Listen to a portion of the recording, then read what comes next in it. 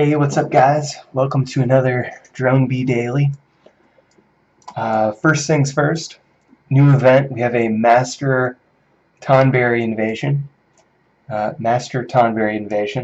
We got a useless title up for grabs, so good luck to everybody trying to get it.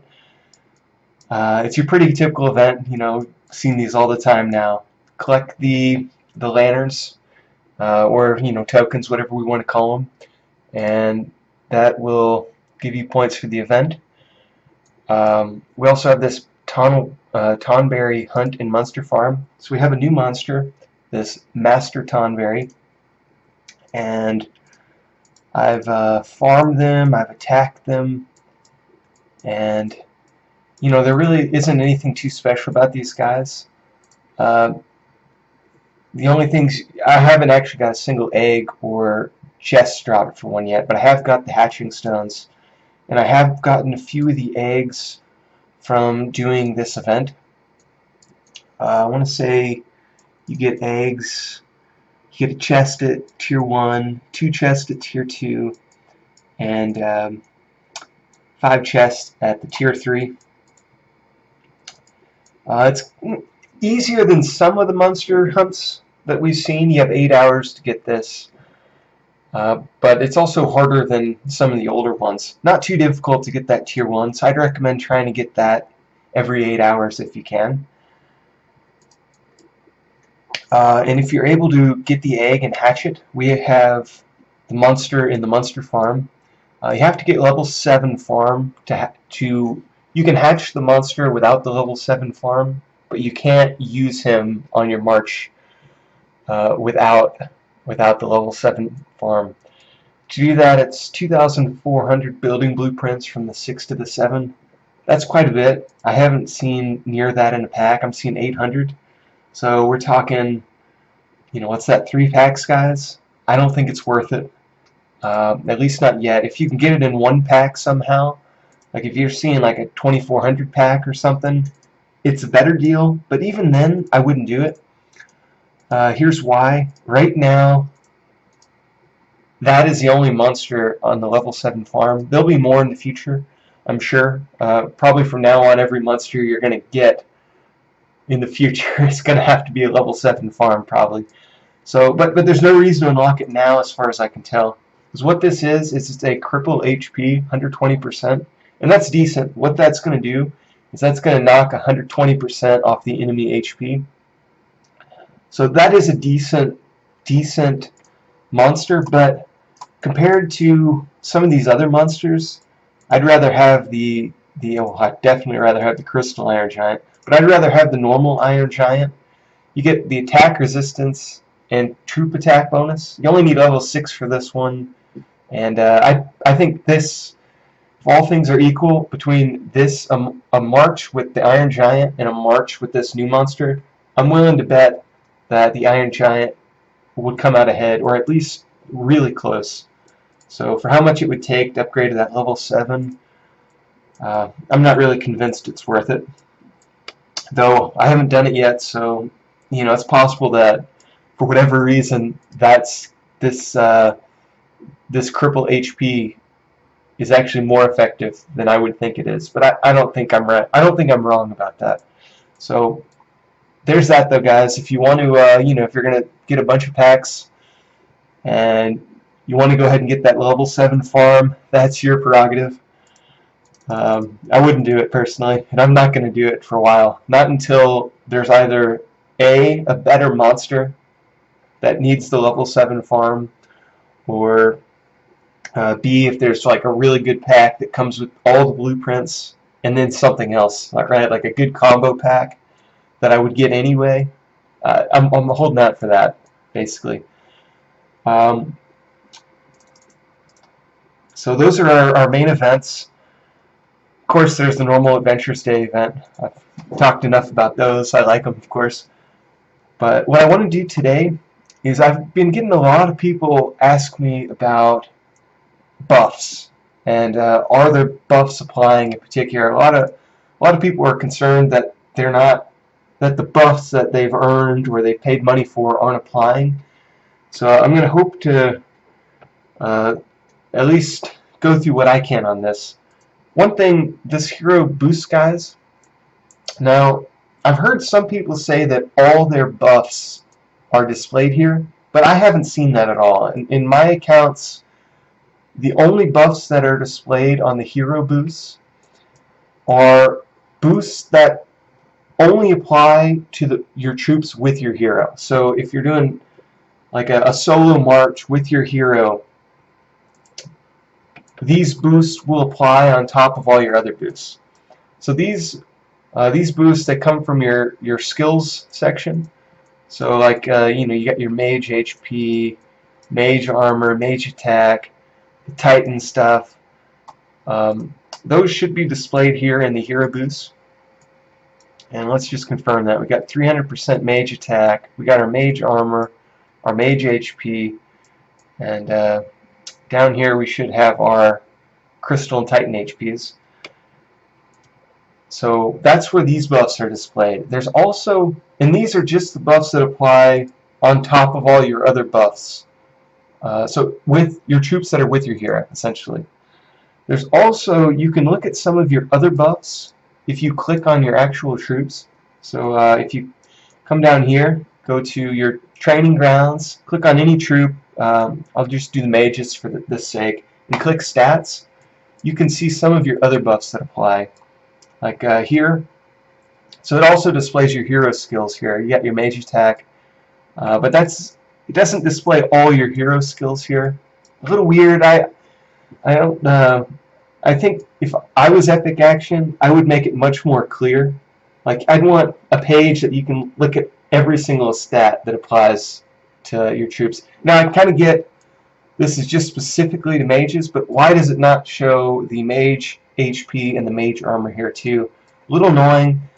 I can confirm that the hero skills are active even though they're not displayed here. So, at least for my account, they are. I understand anybody wanting to test it out for themselves. Highly recommend it. It also displays all your troops, all your research from your university should be displayed here. So like troop load, that's in the economics section. Troop HP 3, I want to say that's in the combat. Most of these are going to be in the combat section. Then you have your boosts. Now this is any. Now I can try to confirm this quick. This is if you activate a boost here. So for the sake of testing, let's activate a, whoop, I must have skipped it, an attack boost. Let's do the 20%. Let's just do 1 hour. And let's see if it shows up on the stats section. You know, it's good to know where all these stats are and what is what. So okay, so it didn't display here. I don't know if that's a bug. That's another thing I can confirm, that the boost does work even though it isn't displayed here. Weird enough, I know, guys. It's kind of, I wish they'd fix this a little bit, make it more obvious.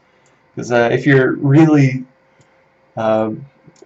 really suspicious or critical like me, this could drive you crazy to the point that you have to test it.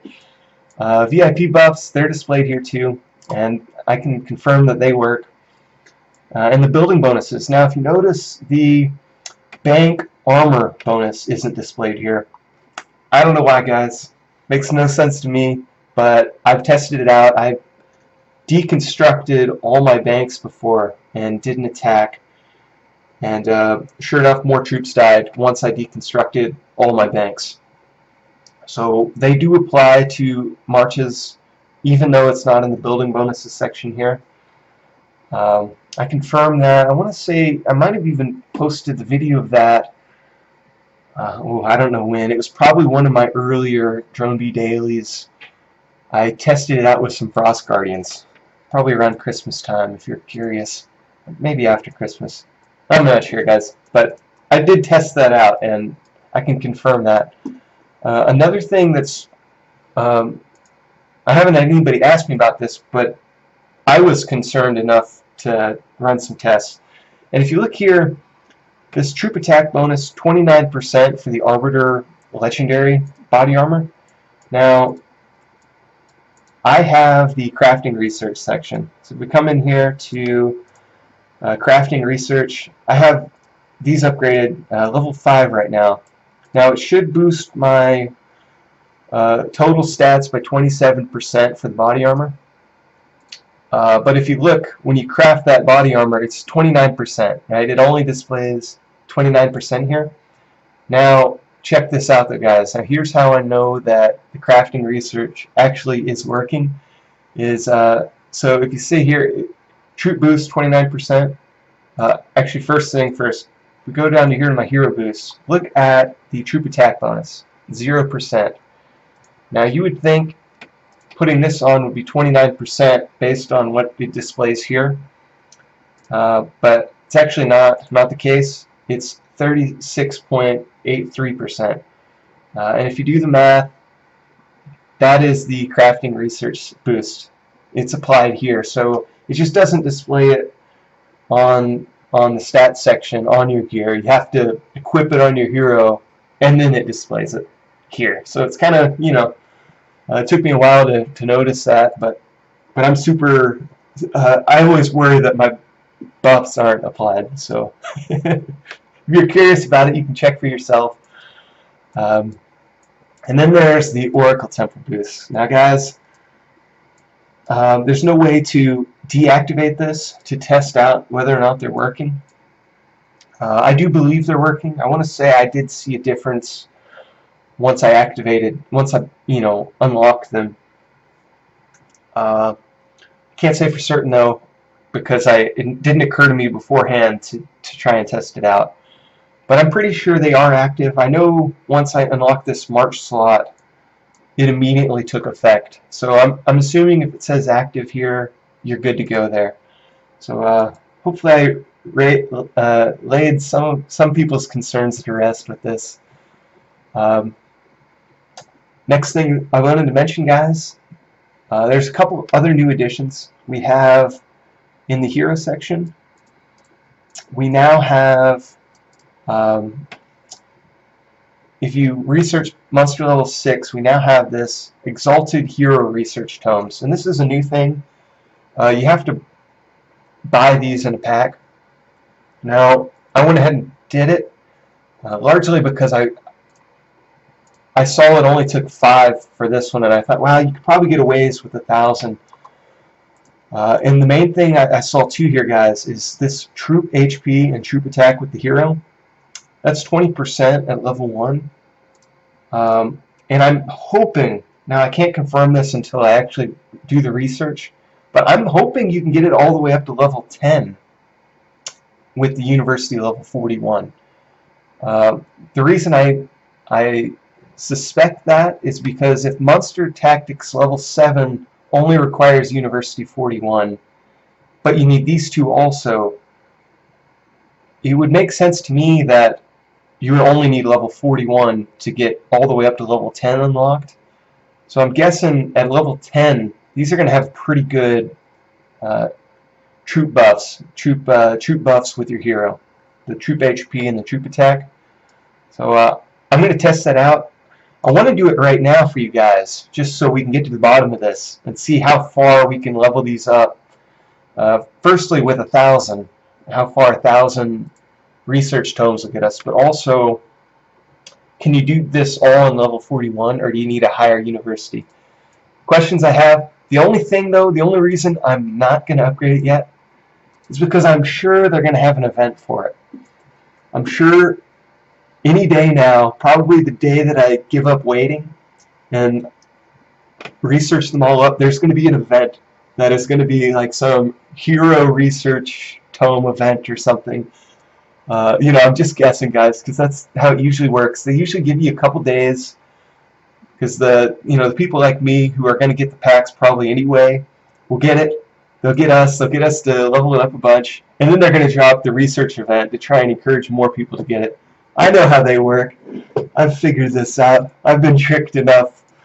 You don't want to necessarily be the first to get a pack unless you want that immediate advantage.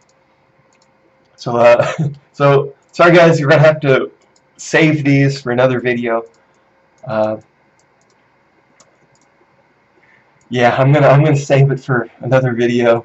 Hang on to it because I feel like this event's gonna come out. I feel it in my bones. That's just the way this thing works. I'm trying to think. Oh, I did farm back to the new master Tonberries.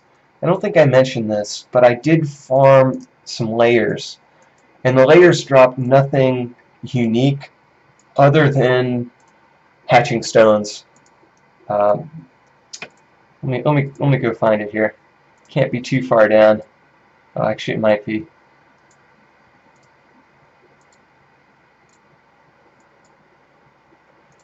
Oh, here's one.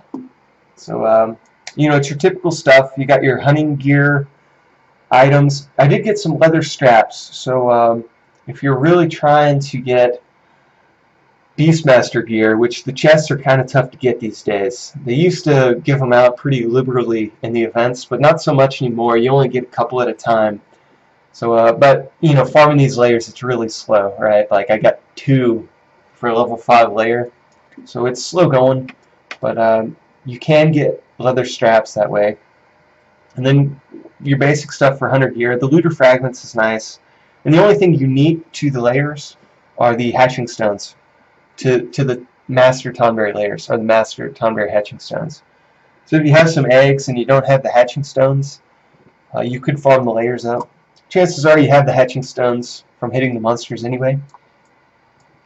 And if you're curious, guys, you do get hero XP dependent on what hero you have active while you're farming the layer. So if you need a little bit of XP for a certain hero, you could have that hero equipped, you know, all the way through farming the layer. I'm not sure. It might just be when the troops get back to your empire from farming the layer. Just to be safe, I'd have the same hero active while you're farming it.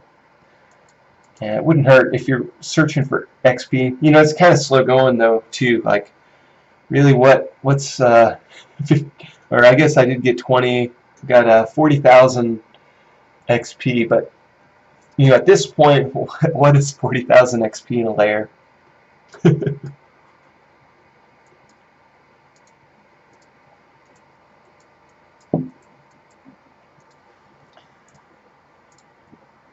So let's see, anything else that's new? Oh, I may have found one thing out. From what I've seen, guys, the more people that are in each, okay, so moving on to the Guild Adventurers Hall, the more people who are in each dungeon raid, I want to say you actually get more materials. On one hand, you would think soloing it would be best for, you'd think you'd be getting all the materials, but it's actually not true. It seems to me if you have like 10 people in a raid, each person is going to get a lot more than they would have if they did it individually. That's been my experience. Somebody mentioned that last time we were doing a raid, all of a sudden we got like tons of materials and we couldn't quite figure it out, but the only thing that was different was we had a lot more people in that raid. So it's worth checking out, guys.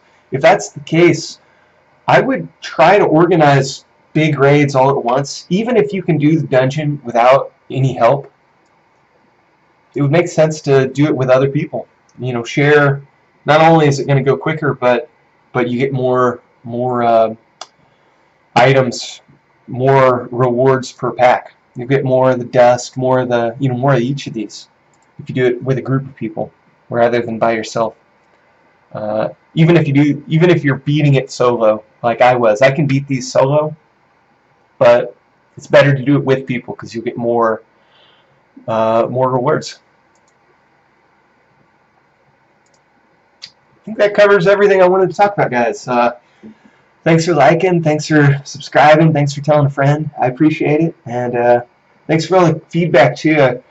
I'm not very good at replying to comments, but I do read most of the comments. I get enough that I just don't have time to, you know, a lot of the comments are really good and are really good questions, but they take a while to. I don't want to just give a random answer. I want to give a good answer. And that takes time to formulate it, and then, you know, actually, I'm just lazy is what I'm saying, guys, so sorry about that. Anyways, guys, thanks a lot. I'm gonna get out of here now. Cheers.